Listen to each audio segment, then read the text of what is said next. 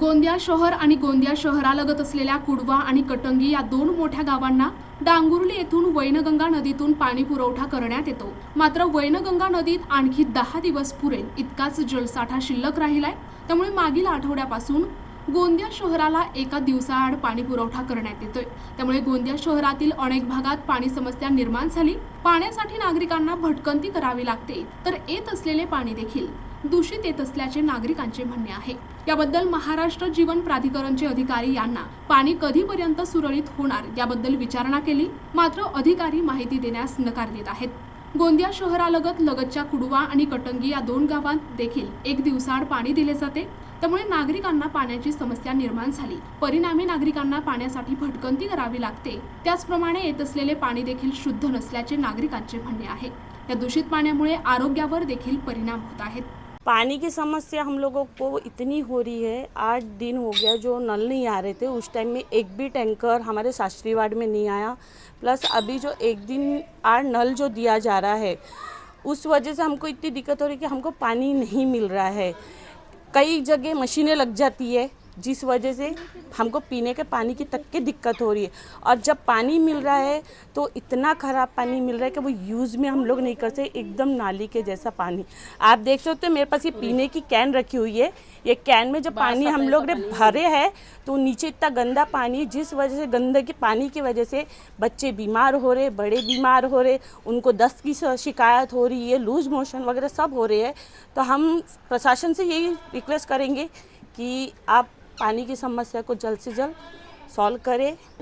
एक दिन आज जो पानी आ रहा है उस वजह से बहुत समस्या हो रही है, दिक्कत हो रही है, हर नागरिक को हो रही है। पाणी खराब येऊन राहिला आणि एक दिवस आड करून येऊन राहिला, पण पाणी तेवढा भेटत नाही खराबच्या कारणानं ना। पाण्याची समस्या जास्त होते। दिवसात पाणी भेटत नाही, मग पाणी आणायला कुठे जावं लागतं? बोरिंग वर येतो आम्ही, तो पण दूर पडते।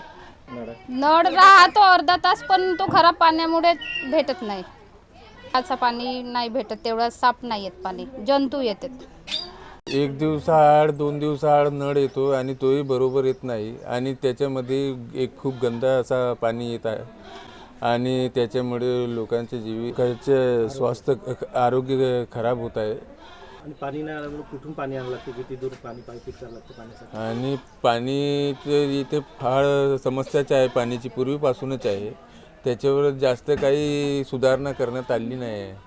एक दिवसाआड येते तरी तो तासन 2 तास राहते, त्याच्यानंतर संपून जाते। गोंदिया शहरातील पाण्याकरता अहोरात्र प्रयत्न सुरू आहेत। मागे 5 दलघमी म्हणजे जवळपास 500 करोड लिटर पाणी आपण सोडले होते, परंतु ते पूर्ण पाणी ते लासेसमध्ये गेलेले आहेत। आता अजून पाणी सोडलेलं आहे, अजून 5 दलघमी पाणी आरक्षित केलेलं आहे आणि येणाऱ्या काळामध्ये एवढं निश्चित सांगतो की थोडासा वेळ जास्त लागेल, परंतु निश्चित रूपानं शेवटपर्यंत गोंदियाच्या नागरिकांना पिण्याच्या पाण्याची आम्ही सर्व सोय करणार आहोत।